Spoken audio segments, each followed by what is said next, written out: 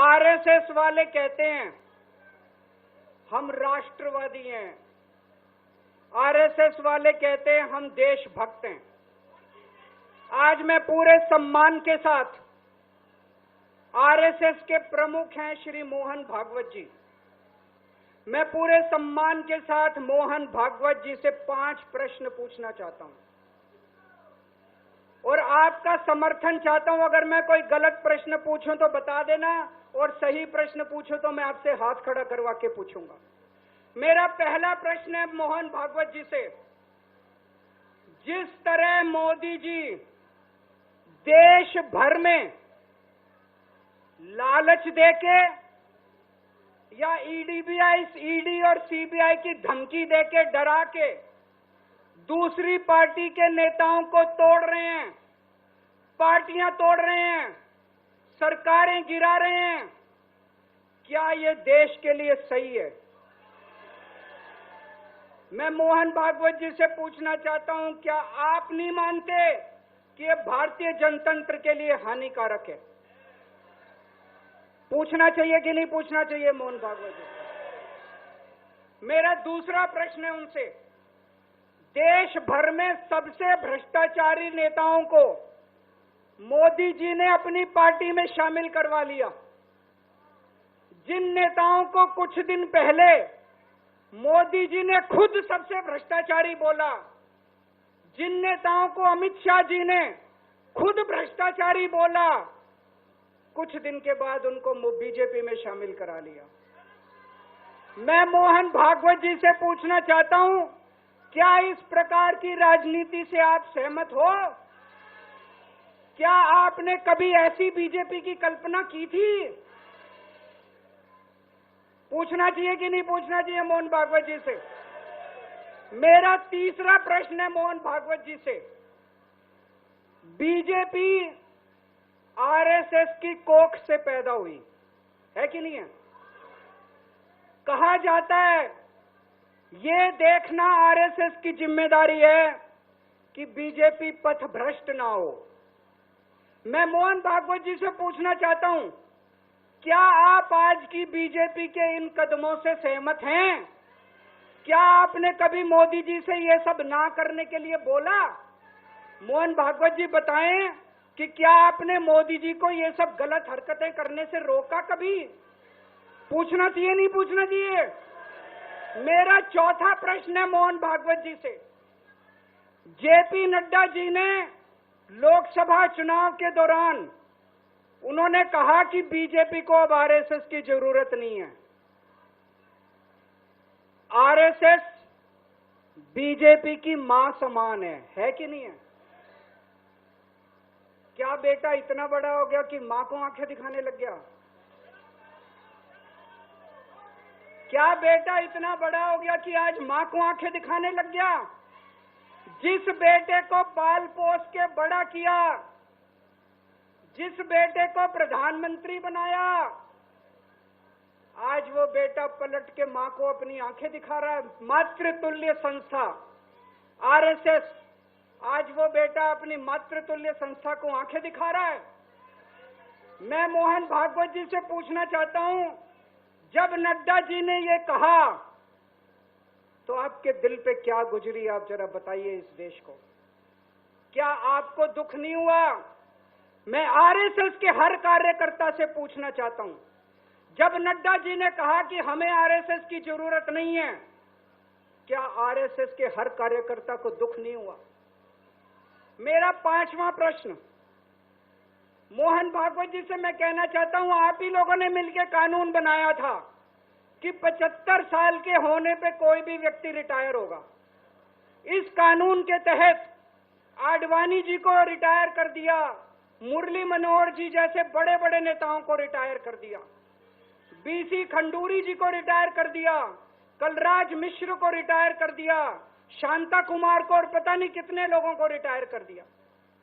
अब अमित शाह जी कह रहे हैं कि ये नियम मोदी जी पे लागू नहीं होगा।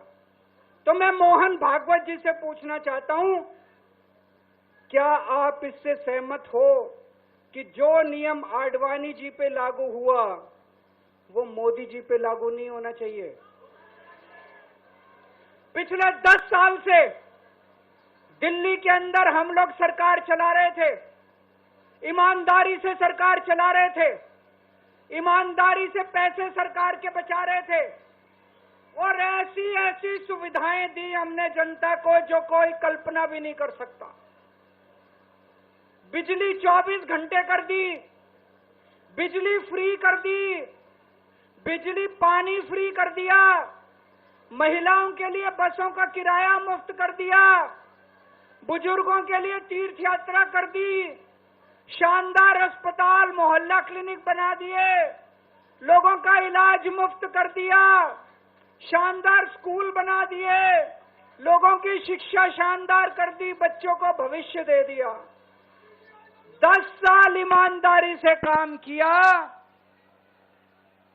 मोदी जी को लगने लगा कि अगर इनसे जीतना है तो इनकी ईमानदारी पे चोट करो, इनको बेईमान साबित करो। तो प्रधानमंत्री जी ने एक षड्यंत्र रचा। उन्होंने षड्यंत्र रचा, केजरीवाल को बेईमान साबित करो, मनीष सिसोदिया को बेईमान साबित करो, आम आदमी पार्टी को बेईमान साबित करो। और षड्यंत्र रच के इन्होंने हमारे सारे बड़े बड़े नेताओं को एक एक करके जेल में डाल दिया। दोस्तों, अब हम जेल से बाहर आ गए और जेल से बाहर आने के बाद मैंने इस्तीफा दे दिया।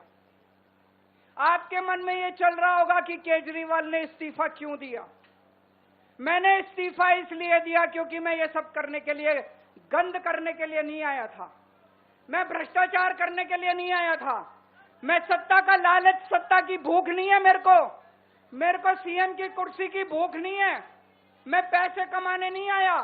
पैसे कमाने होते इनकम टैक्स कमिश्नर की नौकरी करता था, उस नौकरी में जितने करोड़ों रुपए चाहता मैं कमा सकता था। पैसे नहीं कमाने, देश के लिए आए थे, भारत माता के लिए आए थे। इन नेताओं को फर्क नहीं पड़ता, इन नेताओं की मोटी चमड़ी है, इनके ऊपर जितने मर्जी आरोप लग जाएं, इन नेताओं को फर्क नहीं पड़ता। दोस्तों, मैं नेता नहीं हूं, मेरी मोटी चमड़ी नहीं है, मेरे को फर्क पड़ता है। मेरे पे जब ये कीचड़ फेंकते हैं बीजेपी वाले, मेरे को जब ये चोर कहते हैं, मेरे को जब ये भ्रष्टाचारी कहते हैं, मेरे को जब ये गाली देते हैं, मेरे को फर्क पड़ता है। आज मैं बहुत दुखी हूं, आज मेरी आत्मा पीड़ित है, मैं अंदर से बहुत दुखी हूं और इसीलिए मैंने इस्तीफा दिया। मैंने अपनी जिंदगी में केवल इज्जत कमाई है, मैंने अपनी जिंदगी में केवल ईमानदारी कमाई है। मेरे बैंक में कोई पैसा नहीं है, मेरी पार्टी के बैंक में कोई पैसा नहीं है, मैंने केवल इज्जत कमाई है। आज 10 साल के बाद जब मैंने इस्तीफा दिया है, थोड़े दिन में मैं सीएम का बंगला छोड़ दूंगा। आज दिल्ली के अंदर मेरे पास घर भी नहीं है रहने के लिए। मेरे को कई लोग कहते हैं, कैसा आदमी है यार तू, 10 साल राजनीति करी, 10 साल सीएम रह गया, 10 साल में तो 10 कोठियां बन जाती, 10 घर बन जाते, 10 प्लॉट बन जाते। मैंने कुछ नहीं कमाया 10 साल के अंदर, केवल आपका आशीर्वाद कमाया, आपका प्यार कमाया है 10 साल के अंदर। और उसी प्यार का नतीजा है, आज जब मैं घर छोड़ूंगा, मेरे पास इतने लोगों के फोन आ रहे हैं, इतने लोगों के मैसेज आ रहे हैं, जी मेरा घर ले लो, मेरा घर ले लो, मैं किराया नहीं लूंगा, मेरा घर ले लो। मैं आप सब लोगों का शुक्रिया अदा करता हूं। अभी श्राद्ध चल रहे हैं, श्राद्ध खत्म होने के बाद जैसे ही नवरात्रे शुरू होंगे, मैं सीएम आवास छोड़ दूंगा और आप में से ही किसी के घर आके मैं आपके साथ रहना चालू कर दूंगा। इन्होंने, मोदी जी ने हमारे ऊपर सबसे कठोर कानून लगाया, इस देश का ईडी का कानून, पीएमएलए। उसमें बेल भी नहीं मिलती, उसमें बेल भी नहीं मिलती, लेकिन केस फर्जी था। मैं शुक्रिया अदा करता हूं सुप्रीम कोर्ट का, उन्होंने हम सबको बेल दे दी, क्योंकि उनको भी पता था कि केस खत्म है, केस बेकार है। उन्होंने हम सबको बेल दे दी। लेकिन जैसे मैंने कहा, मैंने केवल ईमान, जब मैं जेल से आया, मैंने मन में सोचा था जब तक कोर्ट मेरे को बाइज्जत बरी नहीं कर देता, मैं दोबारा कुर्सी पे नहीं बैठूंगा। लेकिन मेरे को वकीलों ने कहा ये केस अभी 8 साल चल सकता है, 10 साल चलेगा, 15 साल चलेगा। ये केस का कोई भरोसा नहीं है, ये केस अभी बहुत लंबा चलेगा। तो मैंने तय किया मैं अपनी जनता की अदालत में जाऊंगा, जनता से पूछूंगा कि जनता मेरे को बताए कि मैं बेईमान हूं कि मैं ईमानदार हूं। मैं दाग के साथ नहीं जी सकता, दाग के साथ काम करना तो दूर की बात है, मैं इस दाग के साथ में जी भी नहीं सकता, मैं जिंदा भी नहीं रह सकता। मैं आपसे पूछना चाहता हूं, अगर मैं बेईमान होता क्या मैं दिल्ली में बिजली फ्री कर सकता था? दिल्ली में बिजली फ्री करने के 3,000 करोड़ रुपए लगते हैं। अगर मैं बेईमान होता ये 3,000 करोड़ रुपए खा जाता, बिजली फ्री करने की क्या जरूरत थी? अगर मैं बेईमान होता क्या मैं महिलाओं का किराया फ्री करता? क्या जरूरत थी फ्री करने की? पैसे खा जाता सारे। अगर मैं बेईमान होता क्या आपके बच्चों के लिए स्कूल बनवाता? सारे पैसे खा जाता। अगर मैं बेईमान होता आपका इलाज मुफ्त करता? पैसे खा जाता सारे। इन लोगों की 22 राज्यों में सरकार है, 22 राज्यों में कहीं बिजली फ्री नहीं है। तो चोर कौन है?